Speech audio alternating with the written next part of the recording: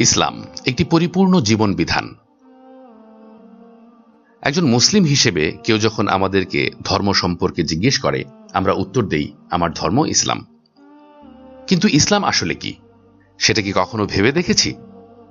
কিংবা ইসলাম অর্থ কি, এটাও আমরা অনেকে জানি না। ইসলাম একটি পরিপূর্ণ জীবন বিধান, মহান আল্লাহ রাব্বুল আলামিনের পক্ষ থেকে মানব জাতির জন্য একমাত্র মুক্তির পথ ও নির্দেশিকা। যুগে যুগে মহান আল্লাহ পৃথিবীতে অসংখ্য নবী ও রাসূল প্রেরণ করেছেন মানুষকে আল্লাহর পথে আহ্বান করতে, ইসলামের দাওয়াত দেবার জন্য। সর্বশেষ এই দ্বীনের দাওয়াত নিয়ে আসেন সর্বশেষ নবী ও রাসূল মুহাম্মদুর রাসূলুল্লাহ সাল্লাল্লাহু আলাইহি ওয়াসাল্লাম। তার জীবদ্দশাতেই ইসলাম পূর্ণতা পায় এবং আল্লাহ তাআলা ইসলামকে একটি পূর্ণাঙ্গ জীবন বিধান হিসেবে নির্ধারণ করে দেন। চলুন প্রিয় দর্শক, আমরা ইসলামের পূর্ণাঙ্গ পরিচয় জেনে নেই। আজকের ভিডিওতে আমরা ইসলামের পূর্ণাঙ্গ পরিচয় তুলে ধরার চেষ্টা করব। পুরো ভিডিও দেখলে ইসলামের পূর্ণ পরিচয় ও সৌন্দর্য সম্পর্কে জানতে পারবেন ইনশাআল্লাহ। শেষ পর্যন্ত সাথেই থাকুন। ইসলামের পরিচয়। ইসলাম আরবি শব্দ আল ইসলামু, ক্রিয়ামূল থেকে এর অর্থ নতি স্বীকার করা, আত্মসমর্পণ করা, সাবমিশন টু আল্লাহ। পরিভাষায় ইসলাম দ্বারা মহান আল্লাহ তাআলার কাছে আত্মসমর্পণ করাকে বোঝানো হয়। যে ব্যক্তি আল্লাহ তাআলার নিকট নিজেকে সমর্পণ করে তাকে মুসলিম বলে। অর্থাৎ যে ব্যক্তি নিজের ইচ্ছে মতো ও খেয়াল খুশি মতো না চলে সর্বাবস্থায় আল্লাহ তাআলার আদেশ ও নিষেধ মেনে চলে, প্রতিটি কাজে আল্লাহর সন্তুষ্টি অর্জনের চেষ্টা করে এবং নিজেকে তার প্রতি পুরোপুরি সমর্পণ করে দেয়, তাকেই মুসলিম বলে। দ্বীন বা ধর্মের পরিচয়। দ্বীন শব্দের বেশ কিছু অর্থ রয়েছে। মৃত্যুর পর প্রতিটি মানুষকে তিনটি প্রশ্ন করা হবে। তার মধ্যে দ্বিতীয় প্রশ্নটি হল, মা দীনুক, তোমার দ্বীন কি? এখানে দ্বীন বলতে জীবন ব্যবস্থা বা ধর্ম। আমরা আমাদের পার্থিব জীবনে যে পথ ও পদ্ধতি অনুসরণ করে চলব বা যার উপর ভিত্তি করে আমাদের পথ চলা, সেটিই আমাদের দ্বীন। পৃথিবীর সকল ধর্ম এক একটি ভিন্ন ভিন্ন দ্বীন বা জীবন ব্যবস্থা। ইসলামের পরিচয়। হাদিসে জিবরিল খ্যাত ঐতিহাসিক একটি হাদিসে ইসলামের পরিচয় তুলে ধরা হয়েছে। একবার নবী সাল্লাল্লাহু আলাইহি ওয়াসাল্লাম সবার সামনে বসা অবস্থায় ছিলেন। তখন মানুষের ছদ্মবেশে জিবরিল আলাইহিস সালাম এসে নবী সাল্লাল্লাহু আলাইহি ওয়াসাল্লামকে পর পর কয়েকটি প্রশ্ন করেন। এর মধ্যে একটি প্রশ্ন হল, ইসলাম কি? উত্তরে নবী সাল্লাল্লাহু আলাইহি ওয়াসাল্লাম বলেন, আল ইসলামু আন তা'বুদাল্লাহা ওয়া লা তুশরিকা বিহি ওয়া তুকিমাস সালাতা ওয়া তুআদ্দিয়াজ যাকাতাল মাফরুদাতা ওয়া তাসুমা রমাদান। ইসলাম হলো তুমি আল্লাহর ইবাদত করবে, তার সাথে কাউকে শরীক করবে না, সালাত প্রতিষ্ঠা করবে, ফরজকৃত বিধান যাকাত প্রদান করবে, আর রমাদানে সিয়াম পালন করবে। এখানে ইসলামের পরিচয়ে পাঁচটি মূল ভিত্তির কথা বলা হয়েছে। ইসলাম একটি পরিপূর্ণ দ্বীন বা জীবন ব্যবস্থা। বিদায় হাজের ভাষণে রাসূল সাল্লাল্লাহু আলাইহি ওয়াসাল্লামের প্রতি সবিশেষ ওহী ছিল দ্বীন হিসেবে ইসলামের পূর্ণতা নিয়ে। এ ব্যাপারে মহান আল্লাহ তাআলা বলেন, আল ইয়াউমা আকমালতু লাকুম দীনাকুম ওয়া আতমামতু আলাইকুম নি'মাতি ওয়া রাদিতু লাকুমুল ইসলাম দীনা। আজ আমি তোমাদের জন্য তোমাদের দ্বীনকে পরিপূর্ণ করে দিলাম এবং তোমাদের উপর আমার নিয়ামত পূর্ণ করলাম, আর তোমাদের জন্য ইসলামকে দ্বীন হিসেবে নির্বাচন করলাম। দ্বীন হিসেবে ইসলাম নবী সাল্লাল্লাহু আলাইহি ওয়াসাল্লামের মাধ্যমে পূর্ণতা পেয়েছে। কিয়ামত পর্যন্ত এটি অটল, অবিকৃত ও অবিচল থাকবে। আল্লাহ তাআলা মুমিনদের জন্য দ্বীন হিসেবে ইসলামকে নির্বাচন করে দিয়েছেন। তাই ইসলামের মধ্যে নতুন করে কোনো কিছু তৈরি, পরিবর্তন ও পরিবর্ধনের সুযোগ নেই। আর ইসলাম কিয়ামত পর্যন্ত একটি সার্বজনীন জীবন ঘনিষ্ঠ ও শাশ্বত দ্বীন হিসেবে বিবেচিত হবে। ইসলামই একমাত্র আল্লাহর মনোনীত দ্বীন। মহান আল্লাহ কর্তৃক বান্দাদের জন্য নির্ধারিত ও মনোনীত দ্বীন হল ইসলাম। ইসলামই একমাত্র দুনিয়া ও পরকালীন জীবনে মুক্তির পথ। এ ব্যাপারে মহান আল্লাহ ইরশাদ করেন, ইন্নাদ দীনা ইনদাল্লাহিল ইসলাম। নিশ্চয়ই ইসলামই আল্লাহর নিকট একমাত্র দিন। ইসলাম ছাড়া অন্য সকল মতবাদ বাতিল ও অগ্রহণযোগ্য। মহান প্রতিপালক আল্লাহ তাআলা নবী সাল্লাল্লাহু আলাইহি ওয়াসাল্লামের মাধ্যমে যে ইসলাম মানব জাতির জন্য নির্ধারণ করেছেন তা ব্যতীত অন্য সকল ধর্ম, দিন ও মতবাদ বাতিল ও অগ্রহণযোগ্য। ইসলাম ব্যতীত সকল পথ ও মত আল্লাহর কাছে মূল্যহীন।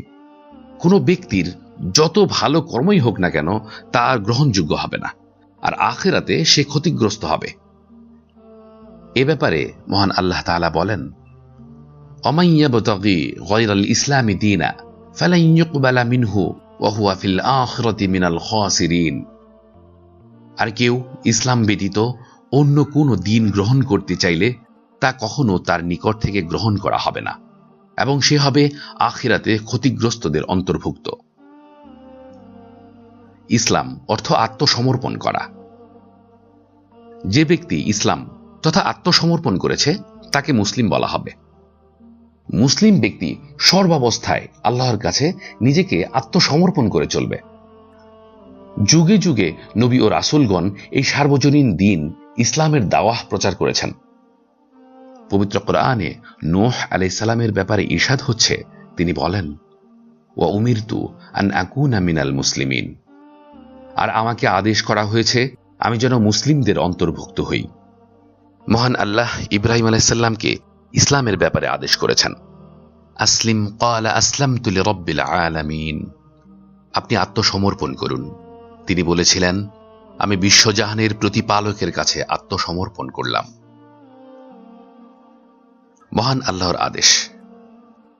পবিত্র কোরআনে মহান আল্লাহ বিশ্ববাসীদেরকে আদেশ করেছেন যেন মুসলিম না হয়ে কেউ মৃত্যুবরণ না করে। এ ব্যাপারে ইরশাদ হচ্ছে, ইয়া আইয়ুহাল্লাযীনা আমানুত্তাকুল্লাহা হাক্কা তুকাতিহি ওয়া লা তামুতুন্না ইল্লা ওয়া আনতুম মুসলিমুন। হে ঈমানদারগণ, আল্লাহকে যথাযথভাবে ভয় করো এবং মুসলিম না হয়ে মৃত্যুবরণ করো না। দিন হিসেবে ইসলামের সহজতা। আল্লাহ তাআলা মানব কল্যাণে তার সন্তুষ্টি অর্জনের পথ হিসেবে পূর্ণাঙ্গ জীবন বিধান ইসলামকে নির্বাচন করেছেন।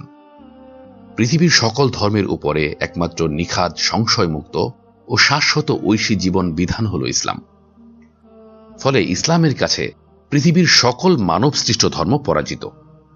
পৃথিবীতে বিদ্যমান কোনো কোনো ধর্ম বিকৃত হয়ে গেছে, কোনো কোনো ধর্ম নিছক মানুষের তৈরি, কোনো ধর্ম সম্পূর্ণ ভ্রান্তি ও অযৌক্তিক ধারণার উপর প্রতিষ্ঠিত। কিন্তু ইসলামের সত্যতা, শ্রেষ্ঠত্ব ও মাহাত্ম্য, সৌন্দর্য সবকিছুকে হার মানিয়েছে। মানব জীবনের সাথে সম্পৃক্ত প্রতিটি বিষয়ে রয়েছে ইসলামের সুস্পষ্ট নির্দেশনা, আছে জীবন ঘনিষ্ঠ ও অতুলনীয় বিধান। ইসলাম সকল প্রকার সমস্যা ও জটিলতা মুক্ত এবং সহজতর একটি দিন। মহান আল্লাহ ইরশাদ করেন, ইউরিদুল্লাহু বিকুমুল ইসরা ওয়া লা ইউরিদু বিকুমুল উসরা। আল্লাহ তাআলা তোমাদের ব্যাপারে সহজতা চান, জটিল ও কঠিনতা চান না। সকল প্রকার সংকীর্ণতা মুক্ত দিন। ইসলাম উদার ও মানবিকতা সম্পন্ন পূর্ণাঙ্গ দিন। কোনরূপ সংকীর্ণতা বা বাড়াবাড়ির জায়গা ইসলামে নেই। মহান আল্লাহ তাআলা বলেন, ওয়ামা জাআলা আলাইকুম ফিদ-দীনি মিন হারাজ। তিনি দ্বীনের ব্যাপারে তোমাদের উপর কোনো সংকীর্ণতা বা কঠোরতা চাপিয়ে দেননি। মুসলিমগণ মধ্যমপন্থী জাতি। সকল প্রকার প্রান্তিকতা মুক্ত উদার ও মধ্যম পন্থাই হল শ্রেষ্ঠতম পথ। আল্লাহ তাআলা এই দিনকে একটি মধ্যমপন্থী দিন বানিয়েছেন, আর ইসলামের অনুসারীগণ হল উম্মাহর মধ্যমপন্থী ও সাক্ষ্যদানকারী জাতি। মহান আল্লাহ ইরশাদ করেন, ওয়াকাযালিকা জাআলনাকুম উম্মাতান ওয়াসাতান লিতাকুনু শুহাদা আলান নাস ওয়া ইয়াকুনার রাসূলু আলাইকুম শাহীদা। আর এভাবে আমি তোমাদেরকে এক মধ্যমপন্থী জাতিতে পরিণত করেছি, যাতে তোমরা মানব জাতির উপর সাক্ষী হও এবং রাসূল তোমাদের উপর সাক্ষী হতে পারেন। ইসলামের অনুসারীরা শ্রেষ্ঠতম জাতি। ইসলামের অনুসারীগণ তথা মুসলিম জাতি নিঃসন্দেহে পৃথিবীর সর্বশ্রেষ্ঠ জাতি এবং মানব কল্যাণে তাদের আত্মপ্রকাশ। এ সম্পর্কে আল্লাহ তাআলা বলেন, কুনতুম খায়রা উম্মাতিন উখরিজাত লিন-নাস, তোমরাই শ্রেষ্ঠ জাতি, মানব জাতির কল্যাণের জন্য যাদেরকে সৃষ্টি করা হয়েছে। প্রকৃতির ধর্ম হল ইসলাম। আল্লাহ তাআলা এই বিশ্বজাহানকে সৃষ্টি করেছেন আপন কুদরতে। প্রকৃতিকে তিনি নিজের মতো করে সাজিয়েছেন আর ছেড়ে দিয়েছেন আপন অবস্থায়। প্রকৃতির দিন রাত্রি, আকাশ বাতাস, পৃথিবীর বুকে হাজারো সৃষ্টিকোল সবকিছু আপন গতিতে চলছে। এই প্রকৃতির নির্ধারিত ধর্ম বা নিজস্ব নেচার রয়েছে, আর সেটি হল ইসলাম। পৃথিবীর সকল জড়বস্তু ও জীববস্তু আল্লাহর কাছে আত্মসমর্পণ করেছে বা ইসলামের উপর রয়েছে। এরপরেও যারা অবিশ্বাস করে এবং ইসলাম বাদ দিয়ে অন্য পথ তালাশ করে, তাদের প্রতি ধিক্কার জানিয়ে আল্লাহ তাআলা বলেন, আফাগায়রা দীনিল্লাহি ইয়াবগুনা ওয়া লাহু আসলামা মান ফিস সামাওয়াতি ওয়াল আরদ তাওআন ওয়া কারহান ওয়া ইলাইহি ইরজাউন।